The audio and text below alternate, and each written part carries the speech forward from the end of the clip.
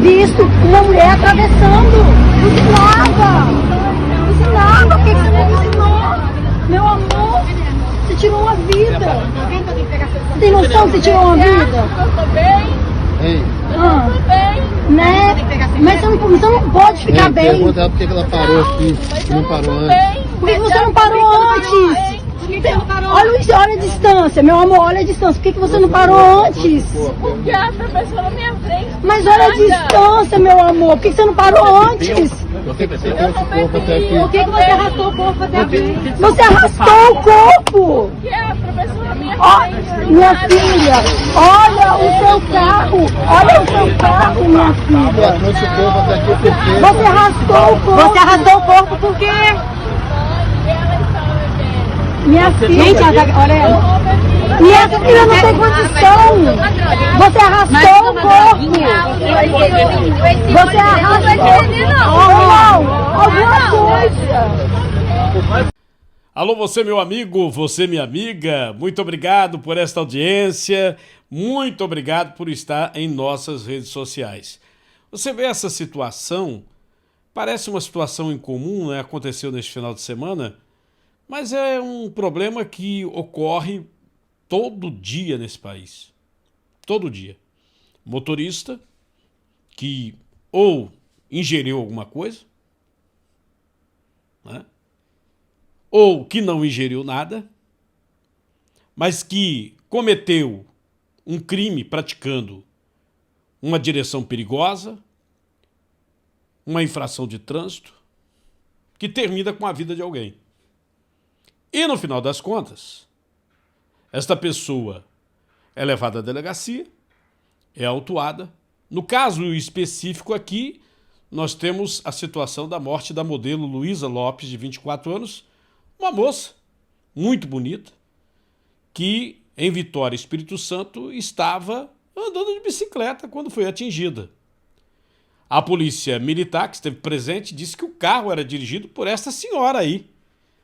Ela é corretora de imóveis, tem 33 anos, existe um problema aí de uma suspeição de outro veículo envolvido, ela passou por um flagrante, na audiência de custódia, a justiça concedeu a liberdade provisória e ela pagou R$3.000 de fiança. 3 mil de fiança. Há uma comoção muito grande, né, lá no Espírito Santo com referência a essa situação. Tanto é que eu vou aqui compartilhar com vocês algumas manchetes. Veja. Defesa diz que não há provas de que motorista causou o acidente. Né? Você tem aqui essa outra manchete aqui. A defesa de motorista cita outro veículo em acidente. Após a soltura, a suspeita de ter atropelado a jovem modelo, o advogado da motorista informou que irão coletar imagens e depoimentos que apontem o outro carro envolvido no atropelamento. Tem uma polêmica grande aqui nessa situação, que é o bafômetro. Né?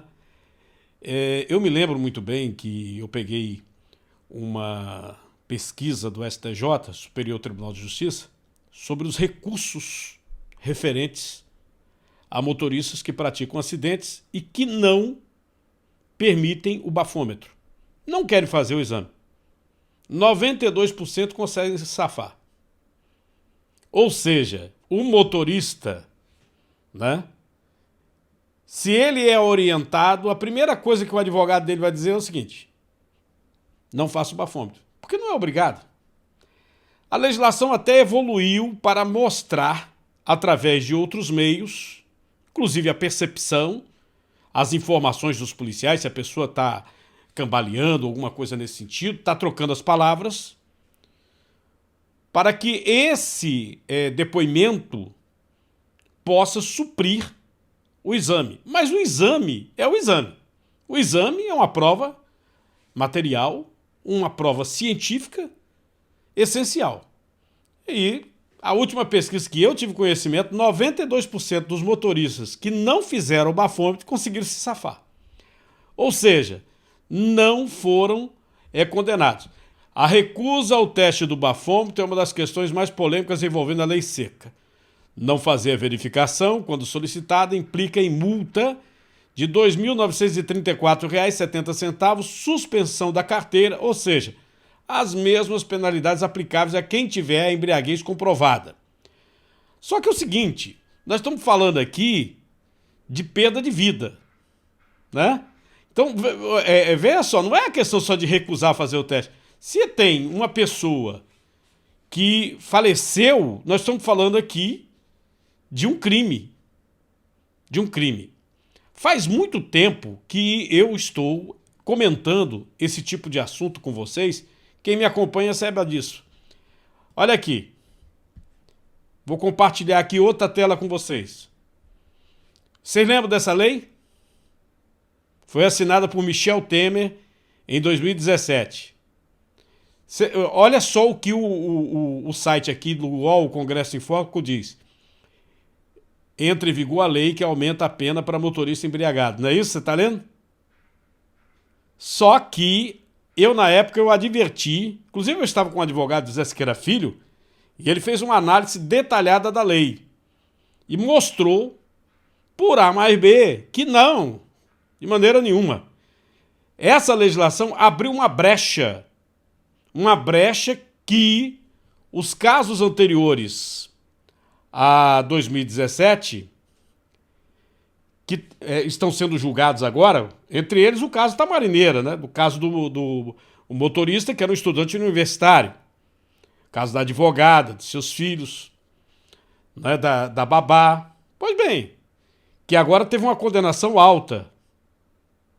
Todos os casos julgados depois que já foram ao STJ, a sentença caiu.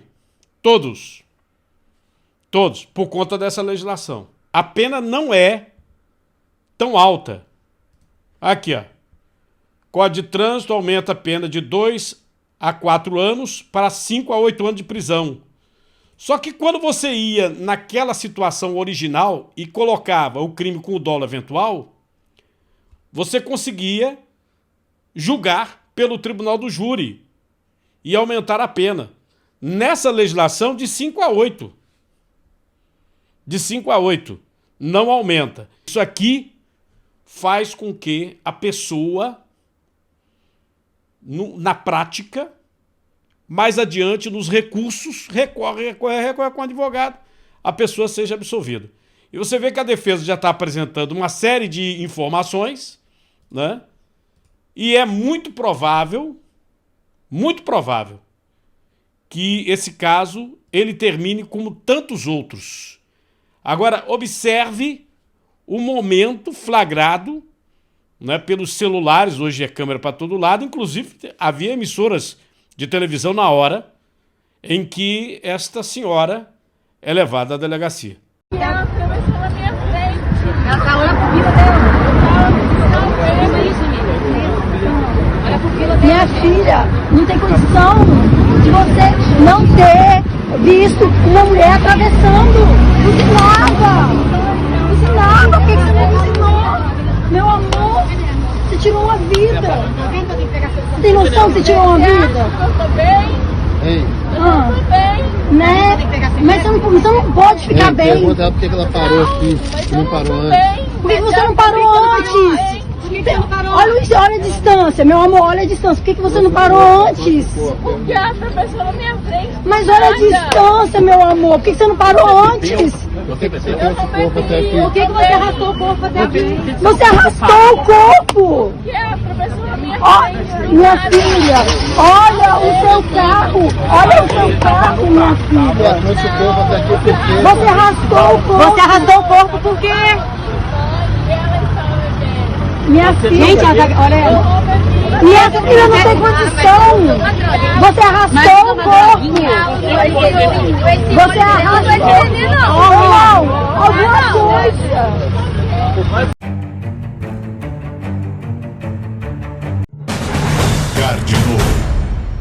Essa questão do ritual do direito é muito importante, né, para que você entenda que muitas vezes o que você acha que é seu direito, é sua razão, que que você está corretíssimo, você está certíssimo e que não tem nenhum problema, de repente vem uma decepção, né?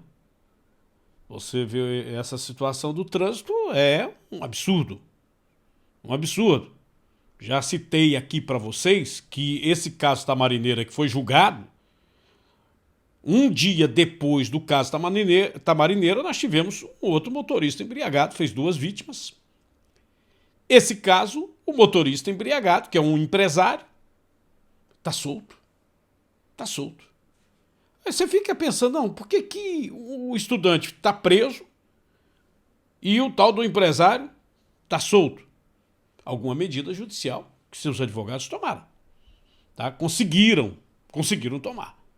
É assim impressionante o que acontece nesse país nessa questão legal. Você vê a todo instante, a todo momento, criminoso sendo solto, bandido sendo solto por conta da nossa legislação e os graus de recurso. Olha a tela. Vai vendo aí. Olha só. Negócio das mangas do Rio de Janeiro, lembra não? Aqui. Mais uma manchete. Aqui, ó. Inclusive aqui o jornal fez até uma brincadeira, né? Chupa essa manga. Chupa essa manga. É a legislação. A legislação. Pessoal, teve conhecimento, não tinha mandado de busca e apreensão, entrou a si mesmo, pega 700 quilos.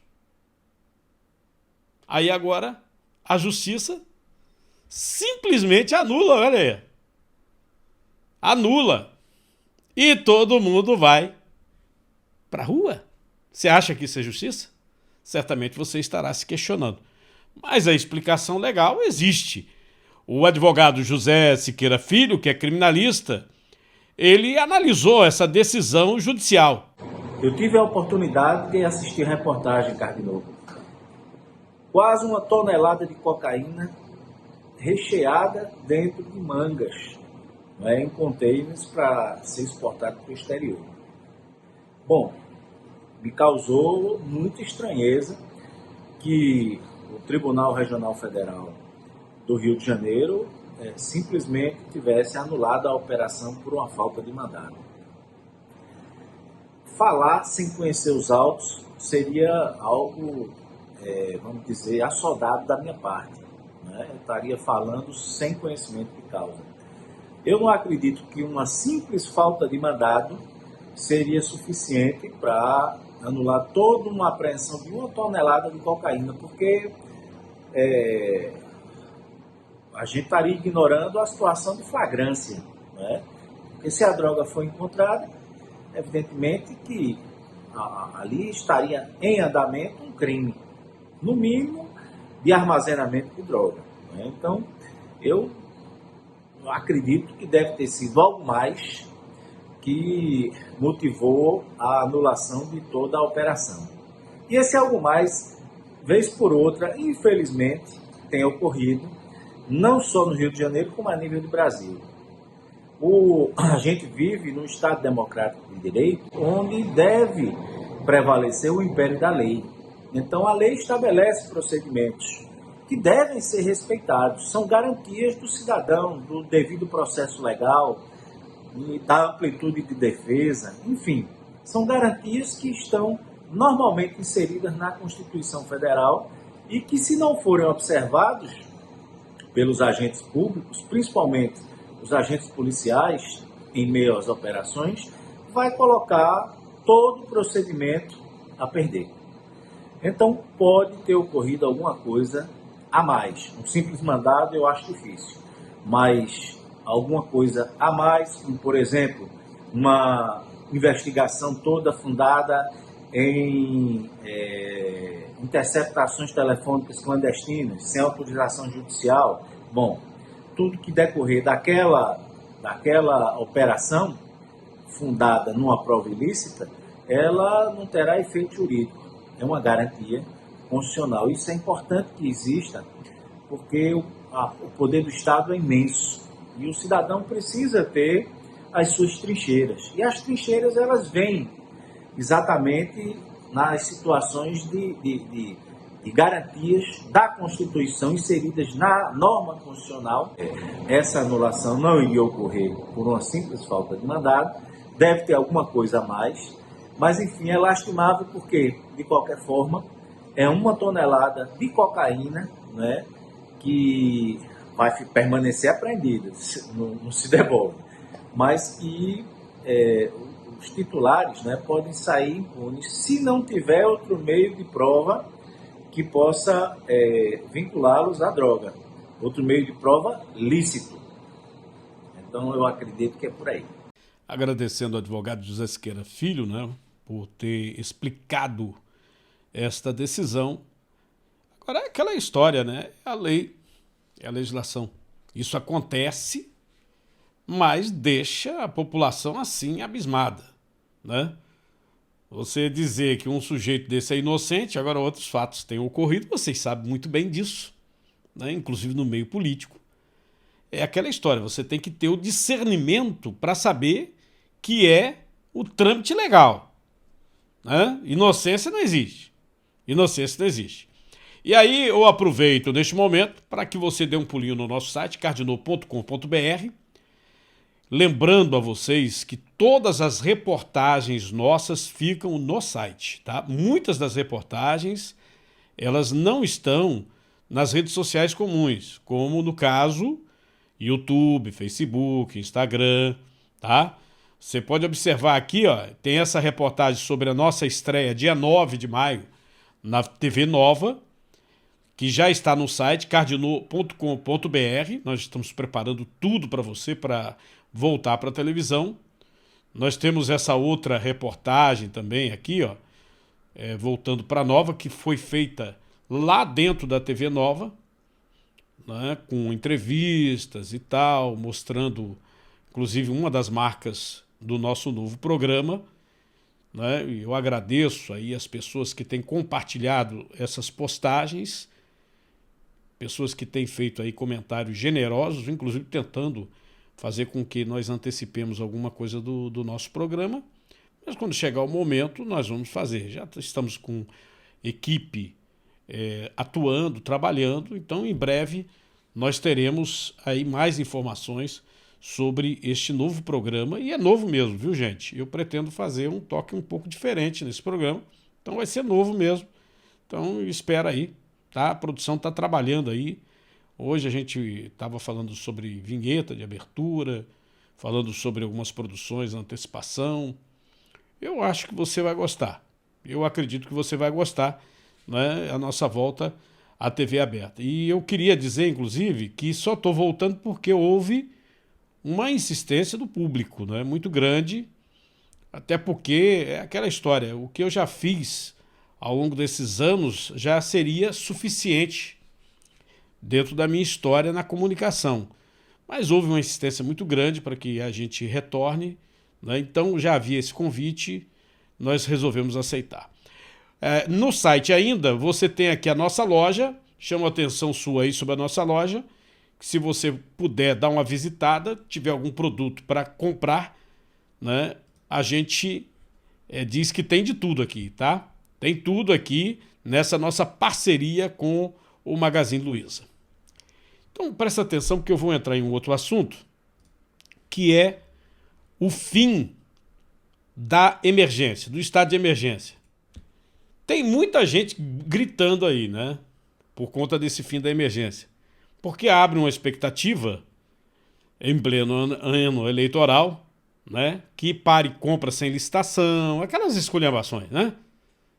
Neste momento não deveria nem existir mais compra sem licitação, porque tudo dentro da saúde, mesmo na questão da Covid, seria previsível. Então não deveria existir. Mas, infelizmente, acontece. Eu notei aqui na repercussão da imprensa assim, muito mimimi. Muito mimimi. Inclusive, eu queria dizer para vocês que aqueles cientistas que foram execrados, até por redes sociais, né? Teve um, inclusive, que perdeu o perfil dele. Um cientista respeitado foi falar uma coisa que ia contra a maioria e simplesmente cortaram o perfil dele. Ele teve que lançar outro perfil, que não voltou mais. Não voltou mais. Então a banda estava tocando no mundo todo desta maneira.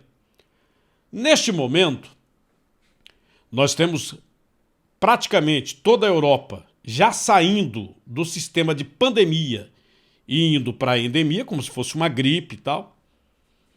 Praticamente toda a Europa, né? E nós temos algumas situações em estados americanos onde também todas as restrições, eu digo todas, foram abolidas. Todas as restrições. Em alguns estados americanos. Até porque, como é o Brasil, é uma federação, né? Você tem que respeitar cada governo, cada assembleia, vamos dizer assim, os deputados estaduais. E isso aconteceu aqui no Brasil também, né?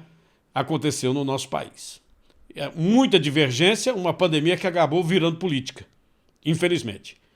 E neste momento, eu acredito que até mesmo os cientistas, se fizerem uma análise clara das evidências, vão acabar dando razão àqueles que foram colocados como negacionistas, isso, aquilo, outro.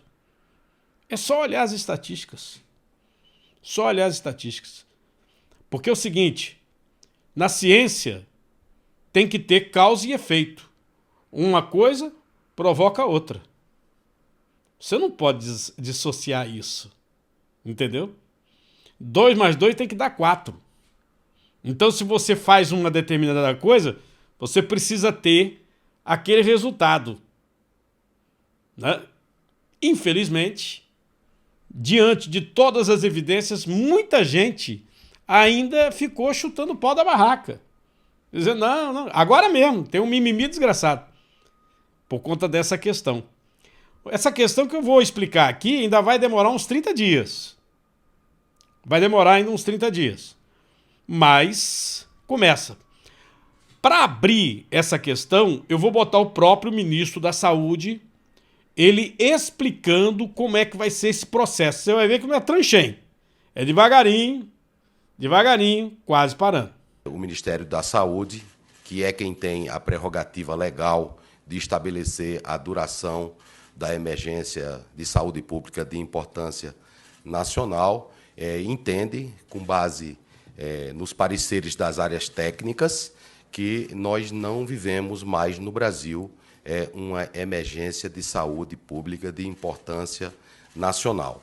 E, em consonância com o que eu falei ontem, o Ministério da Saúde vai editar um ato normativo. Esse ato normativo é uma portaria que trará uma nota técnica com todos os fundamentos que embasaram a decisão do Ministério da Saúde. Repetindo, os fundamentos, o primeiro é o fundamento epidemiológico. Como sabemos, nós temos uma queda expressiva dos casos e dos óbitos nos últimos 15 dias.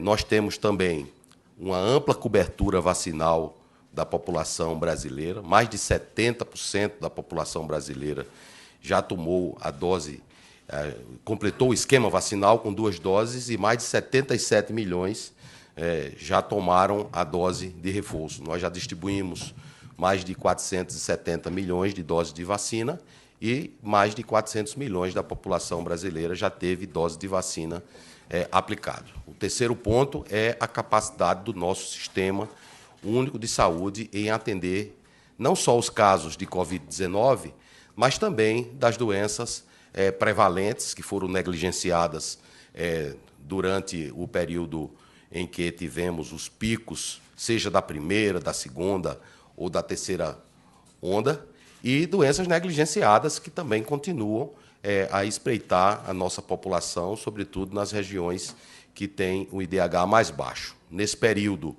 nós tivemos um reforço à atenção primária à saúde, foram alocados créditos extraordinários e muitos desses créditos eles foram incorporados no orçamento.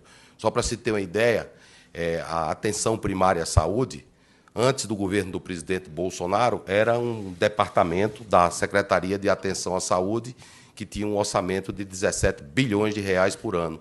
Hoje, é uma secretaria, que não é só uma sigla, SAPS, mas é um compromisso com o investimento e com a priorização da atenção primária, que tem um orçamento de 25 bilhões de reais por ano, que foi fundamental para que as 48 mil unidades básicas de saúde e as 53 mil equipes de saúde da família atendessem de maneira muito apropriada a população brasileira, sobretudo nessa terceira onda causada pela variante Ômicron, cujo atendimento foi, sobretudo, na atenção primária. Essa outra parte que eu vou mostrar para vocês, eu considero muito importante porque o secretário do Ministério da Saúde, o Arnaldo Medeiros, ele expõe estado por estado, região por região, por que essa atitude está sendo tomada pelo Ministério da Saúde. A queda é no Brasil todo. No Brasil todo. E uma das situações que você vai observar, o próprio ministro da Saúde tirou onda. Né? Porque teve gente, ele falou, colega meu que é médico, tão médico quanto ele, tão médico quanto os outros que foram execrados, colega que disse que a Ômicron seria a desgraceira, a miséria do Brasil. Quebrou a cara. Quebrou a cara. E eu tenho mostrado algumas coisas aqui para vocês. Se quiser, pega os programas anteriores, você vai ver quando eu falei da variante Ômicron. Se o próprio Bill Gates, que tinha uma opinião bem diferente, ele chegou a dizer que a Ômicron era a própria vacina, né? Aí vem outro para falar outra besteira e tal, né? A situação, por exemplo, daqui a pouco eu falo sobre a China, né? A China trancou todo mundo, aí veio a Ômicron, pegou todo mundo de vez. 300 mil casos assim, tá! Né? Eles estão apavorados. Bom, mas antes deixa eu mostrar o Brasil. Nossa situação é muito confortável. Muito confortável, tá? Se você fizesse uma análise hoje de gripe, talvez dava mais do que Covid. É porque não tem testagem de gripe tão grande quanto tem Covid. Observe aí o professor e secretário do Ministério da Saúde, Arnaldo Medeiros. Nós vamos apresentar rapidamente, né, a situação epidemiológica da Covid no mundo e no Brasil, referentes aos dados da 15ª semana epidemiológica que se encerrou no próximo dia 16. Próximo slide. Esse é os dados do mundo. Nós temos acumulados, volta anterior, nós temos acumulado no mundo quase 500 milhões de casos acumulados, com 6 milhões de óbitos, mas verificamos que na última semana epidemiológica, no mundo inteiro, houve uma redução de 26% de novos casos e uma redução bastante significativa de quase de 20%, 20,25% de óbitos novos. Próximo slide. Esse é os dados que nós publicamos ontem. Nós tivemos registro de ontem no Brasil de registros de novos óbitos no dia de ontem, com 2.554, fazendo no total no Brasil em casos, no total de casos de 30 milhões 252 mil e total de óbito de 661 mil. Por outro lado, ministro, nós temos, portanto, já uma taxa de recuperados de aproximadamente 97%, e nesse momento eu faço meu agradecimento a todos os profissionais de saúde que trabalham diuturnamente para garantir a recuperação na ponta da população brasileira. Próximo slide. Esse é os casos do Brasil. Próximo slide, com relação ao fim. Não, volta o anterior.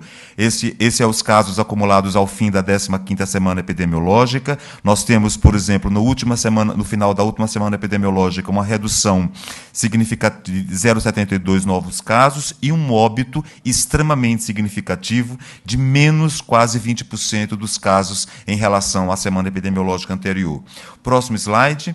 Esse é o slide que mostra a média móvel, tanto de casos como de óbito das últimas semanas epidemiológicas, e verificamos que desde a 4 ou 5 semanas epidemiológicas, os números de caso quanto os números de óbito, a média móvel vem se mantendo em decrescente de maneira bastante significativa. Nós tivemos o pico nas primeiras semanas epidemiológicas do mês de janeiro, onde tivemos um número bastante alto de casos devido à variante Ômicron, consequentemente também de óbito, sem causar o mesmo impacto que causou a variante Gama no ano passado, mas vemos de maneira consistente, semana após semana, a média móvel de óbitos reduzindo. Próximo slide. Nós temos aqui, portanto, vamos passar rapidamente por todos os estados da federação, porque a nossa vigilância avalia por cada unidade federada, onde nós temos aí a avaliação em vermelho da curva do ano de 2020, em verde de 2021, em azul de 2022. E vemos que nos 4 estados da região norte, uma redução significativa dos casos. Próximo slide. Terminando a região norte, vemos claramente no ano de 2022 uma redução dos casos. Próximo slide. Quando olhamos para a região nordeste, este é o mesmo comportamento, com redução dos casos. Próximo. De maneira a mesma forma com os outros estados, verificamos que essa depressão que houve no caso do Piauí foi uma redução, foi um retardo no registro dos óbitos, que, portanto, ele voltou praticamente ao mesmo patamar, mas em queda na semana seguinte, daí para frente com redução de casos. Próximo slide.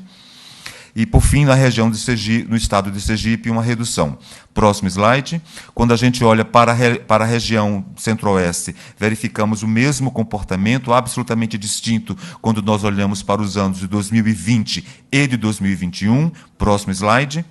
Quando nós olhamos para a região sudeste, da mesma forma, um comportamento que vem se mostrando no país como um todo. Próximo slide. E quando olhamos para a região sul, nos casos, o mesmo decréscimo por semana epidemiológica. Quando olhamos agora, próximo slide, da mesma forma, para os óbitos, nós olhamos também para a região norte, verificamos que não está grande impacto nas últimas semanas com relação aos óbitos por semana epidemiológica do ano de 2022. Próximo slide. Para terminarmos a região norte, com números de óbitos com redução bastante significativa. Próximo slide. Quando nós olhamos para a região nordeste, em todos vemos uma redução dos óbitos. Veja, quando nós comparamos os óbitos no verde, que era de 2021 para 2022, é um quadro epidemiológico bastante distinto. Próximo slide. Terminando, portanto, na região nordeste, os últimos estados, próximo slide, e o Sergipe também com redução. Próximo slide. Quando nós olhamos para a região centro-oeste, de novo, uma tendência bastante de queda nos estados. Próximo slide. A mesma coisa com a região centro-oeste. Próximo slide. E, por fim, na região sul. Bom, o Arnaldo Medeiros, ele mostrou aí a situação em todo o Brasil, mas mesmo assim eu vou jogar aqui a tela para você ver o gráfico neste momento de casos no Brasil. Olha só a queda. Tá impressionante.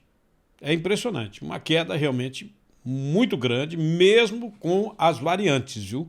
Nós já estamos convivendo com a Ômicron, tanto a BA1, a tal BA2 e tem a tal XE, XC, é um monte de variante. Mesmo assim, nós estamos na queda. E você agora vai acompanhar as perguntas dos jornalistas ao ministro Marcelo Queiroga, né? E ele chama a atenção de algumas hipocrisias, né, de alguns veículos de comunicação que estão, neste momento, patrocinando o carnaval, e estão de mimimi. Quer dizer, para ganhar dinheiro em cima do carnaval, né, com cotas exclusivas, tá tudo bem, né? Mas quando é para fazer politicagem... Bom, vamos ver aí. Perguntas dos jornalistas, acompanhe comigo. Bom dia, Paula, do Jornal Globo. Eu queria perguntar, o secretário falou em criar um ambiente de transição, né, para dar previsibilidade aos municípios e estados. Vai ter um prazo para isso? Vocês vão estabelecer qual o prazo para que esses municípios e estados se adequem, né, a essa transição? E quando que vocês devem publicar essa portaria? E em relação a essa questão da transição, vocês pretendem estabelecer algum tipo de critério para que os municípios e estados façam isso? Em que tempo que isso vai se dar? A portaria ela será publicada até quarta-feira, até o final de semana, no mais tardar, até porque nós estamos trabalhando com isso. A ideia é que essa portaria vigore em 30 dias. Porque mesmo se o presidente da República editasse uma medida provisória, essa medida provisória não teria um poder total de dispor acerca de legislações de estados e de municípios pela competência própria que esses entes federados têm. Então, a opção foi por fazer essa portaria, e essa portaria vigorará a partir de 30 dias da data da sua publicação, e nós vamos verificar, caso a caso, as necessidades da manutenção das políticas públicas que decorreram, de certa forma, da SPIN, de tal sorte que, como eu disse ontem, ninguém fique para trás, né? Até porque esse é um dos lemas do governo federal. Bom dia, Rebeca do Metrópolis. Vocês falaram que já enviaram à Anvisa um ofício pedindo essas considerações sobre as vacinas e os medicamentos. Eu queria saber se a Anvisa já deu algum retorno sobre esse ofício, se eles deram um prazo para que esses pedidos sejam atendidos. Rebeca, a nossa gestão é caracterizada pela previsibilidade.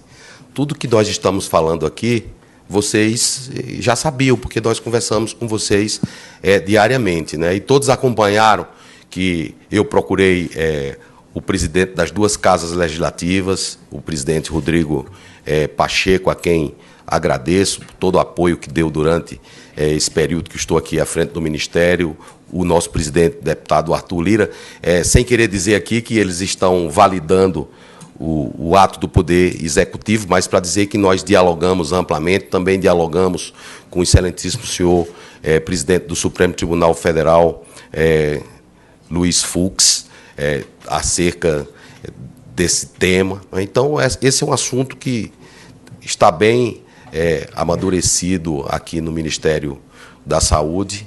Essa questão da emergência de saúde pública de importância nacional, que hoje nós estamos considerando encerrada, os fatos já mostram. No próximo final de semana, o que é que vai acontecer na cidade do Rio de Janeiro? Carnaval. Vocês já viram o carnaval ser realizado dentro de um contexto de uma emergência de saúde pública de importância nacional? É certo que no carnaval se usa máscaras, né? Mas não com esse objetivo que nós usamos durante esse período. Quero aqui cumprimentar o deputado Irã Gonçalves, ilustre parlamentar e amigo que está aqui conosco hoje. Então, nós estamos bem tranquilos com relação a esse fato e vamos continuar dialogando com a sociedade. Eu sou Paola Cuenca, da Jovem Pan News. Bom dia para todo mundo. Eu quero só confirmar, ministro, o senhor falou que a Coronavac, então, ela não vai ter mais a utilização como esquema vacinal primário para os adultos. Para quem ainda está com a segunda dose atrasada, que a gente sabe que tem muitos adultos ainda que não tomaram a segunda dose, teve a primeira de Coronavac, como que vai ficar essa finalização do esquema para essas pessoas? É uma minoria de casos, né? Sim, mas elas devem procurar, então, outro Então, eles não completaram dose? ainda o esquema vacinal. Uhum. Então, ainda é primário. Então, se tomou a primeira dose de Coronavac, embora seja permitido o uso de vacinas diferentes no esquema vacinal primário, não é? De acordo com o caso, pode usar esse imunizante. Certo. Okay? Como um esquema vacinal primário. Perfeito. Que isso é o que já está acontecendo na prática, né? Certo, é só depois, então, que caiu o estado de emergência que, como esquema vacinal primário completo, não se usa Coronavac em adultos. Mesmo com o fim da SPIN, quem não completou o esquema primário e tomou a Coronavac, pode tomar a Coronavac. Lembrar, já que a gente fala muito em vacina ultimamente, e é bom que fale, não é, que tem a vacina da gripe, está aí à disposição. Vacina do sarampo, está aí. Agora, em São Paulo, nós temos casos de sarampo em São Paulo, né, que é a principal unidade da federação. E as vacinas de sarampo, elas estão disponíveis. A vacina de gripe está disponível. Nós fortalecemos a nossa vigilância. Hoje nós temos o CIVEP Gripe, que faz a vigilância de síndromes gripais. Não só em relação à influenza, mas agora também se somando à Covid. A vigilância das síndromes respiratórias agudas graves está aí. O que é que vínhamos em janeiro, quando chegou a variante Ômicron? Vai ter um colapso do sistema de saúde. Então, você, meu colega, que falou isso na televisão, onde é que está o colapso? Onde está o colapso do sistema de saúde? Ah, não, porque tem um apagão de dados. E, por conta disso, o sistema de saúde vai entrar em colapso. Cadê o colapso? Ah, outros falam que eu estou com retórica. Retórica é quem fica o tempo inteiro na televisão, certamente porque não tem o que fazer. Porque aqui nós fazemos políticas públicas do interesse da população brasileira. E os resultados estão aí, não é? Para que a população brasileira possa ter ciência de todos esses fatos, de uma maneira transparente, não é? Então, vamos trabalhar para sair dessa situação mais forte do que entramos. E nós vamos sair, já estamos saindo. Só em decretos extraordinários para a saúde no Brasil, o governo do presidente Bolsonaro é o que mais investiu, 100 bilhões de reais, além dos 492 bi regulares desde 2020. Né? Então, esses são os fatos. Então, queremos o apoio da sociedade. Nós não estamos acabando com a emergência sanitária de importância internacional, não estamos acabando com pandemia. Se eu pudesse acabar com a pandemia, ela nem existia.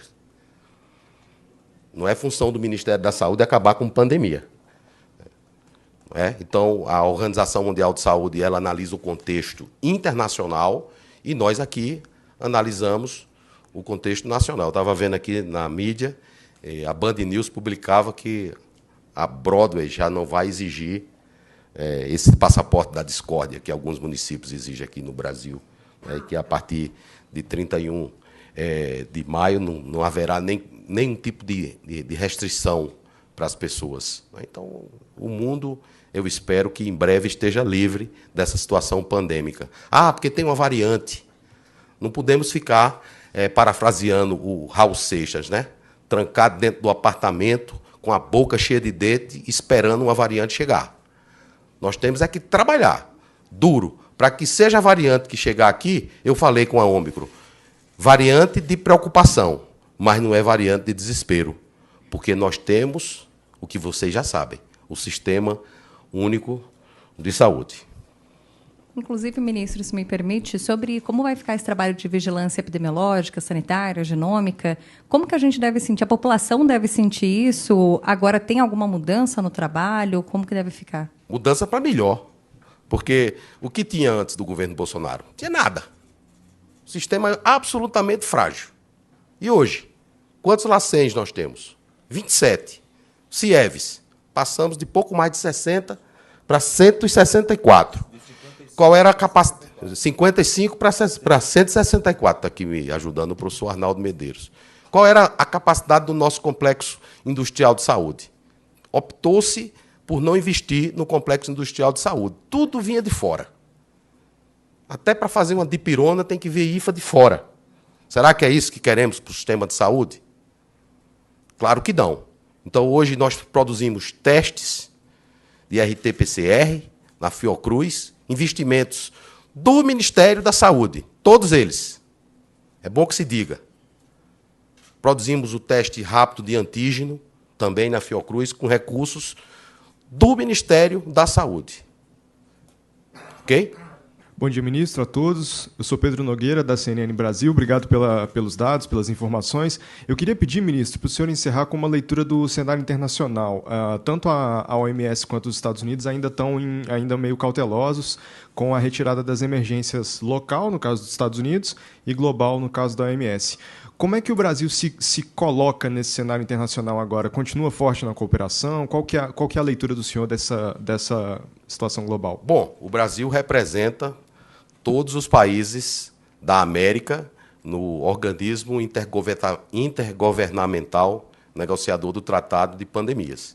O Brasil tem um diálogo muito forte, não só com a OMS, mas também com a Organização Pan-Americana de Saúde. Os países, até mesmo em atenção ao regulamento internacional, os países são soberanos para tomar as suas decisões. E elas são tomadas com base nos dados de cada país. E nós nos sentimos muito tranquilos para tomar essa decisão por um simples fato. Nós temos o Sistema Único de Saúde, o que os Estados Unidos não têm. Nós temos uma população que é muito aderente às campanhas de vacinação. Veja como é que está a cobertura vacinal no Brasil, Ah, porque Roraima está com a cobertura baixa. Não é por conta do deputado Irã. Às vezes é notificação que não foi feita. Não é? É porque o Amapá está com a cobertura baixa. Mas, do ponto de vista global, agora, a região norte, em função das ações do Ministério da Saúde, em conjunto com os governos estaduais e municipais e com a Organização Pan-Americana de Saúde, nós ampliamos em até mais de 30% a aplicação da segunda dose. É por isso que nós vencemos a Ômicron. Os técnicos da Fiocruz disseram que nós vencemos a variante Ômicron. Eu quero concordar com eles nesse sentido. Pode surgir outra variante? Pode. E aí nós temos que analisar o fato de acordo com o que ele realmente é, não é? Então temos que seguir em frente, enfrentando o vírus e fazendo com que o nosso país avance. O governo federal não é aqui da nossa pasta, mas auxílio emergencial em 2020, ajudando a população brasileira, não é? Em 2021, Auxílio Brasil. Precisamos conciliar o enfrentamento aos problemas de saúde com a nossa economia. Enfim, a saúde é um direito de todos e um dever do Estado, garantido mediante políticas sociais e econômicas. Então, a própria Constituição Federal já fala em conciliar esse binômio, saúde e economia. O Brasil, né, é um dos países que mais vacinou no mundo. É hoje o país que tem uma queda assim imensa, expressiva em casos, mas não só em casos, mas também em mortalidade. Está aí, mortalidade. E aquelas pessoas que citavam países como exemplo, né? O que vocês vão dizer agora? Qual era o exemplo? Vocês lembram, não? A China. Ah, a China fechou tudo. Tolerância zero. Né? Quais eram as evidências científicas sobre lockdown? Quais? Muito poucas. A única garantia do lockdown era o seguinte: você, num determinado momento, você impedir que o vírus se alastrasse muito rapidamente, né? Para que as unidades de saúde tivessem tempo.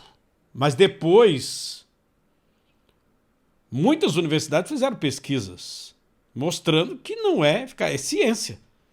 Ciência você não pode dizer, esse 2 mais 2 é 4, esse outro é 2 e 2 é 4. Eu não posso pegar e dizer que um que dá 4 é melhor do que o outro que deu 4 também. Não tem. Ciência é ciência. Mas aí, né, a questão política, aí depois fica o pessoal não querendo admitir. Essas manchetes são da China. Né?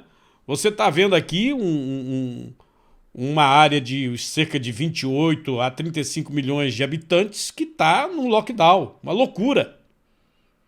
As notícias que vêm de lá são impressionantes, né? Da revolta da população. A pessoa não pode se manifestar, é um regime comunista. Inclusive, você vai observando aqui, volta a registrar mortes, Xangai registra as 3 primeiras mortes no novo surto de Covid. Xangai tem as primeiras mortes desde o início do lockdown. O que eles não admitiam de jeito nenhum, né? Agora tem que admitir. É uma situação. Um país que foi extremamente vacinado, que veio a Ômicron, e aquilo que os cientistas, que eram chamados de negacionistas, estavam dizendo. Daqui a pouco vão chamar também o Bill Gates de negacionista, porque ele também falou que a Ômicron era como se fosse uma vacina. Né?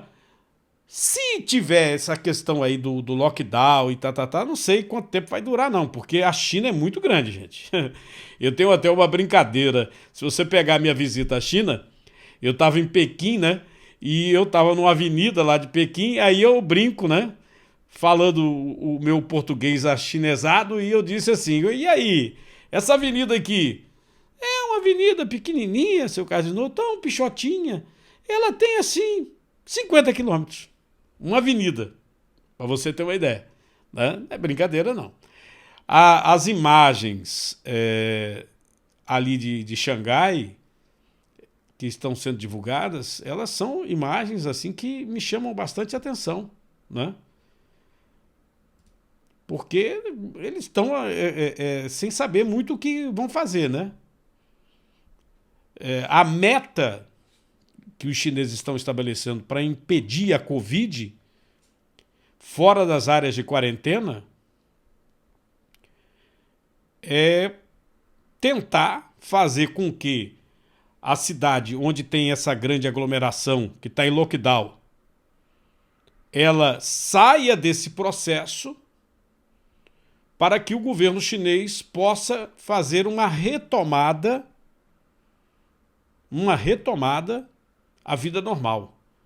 O grande problema nesse momento que o governo enfrenta é a frustração da população com o cerco. Por quê?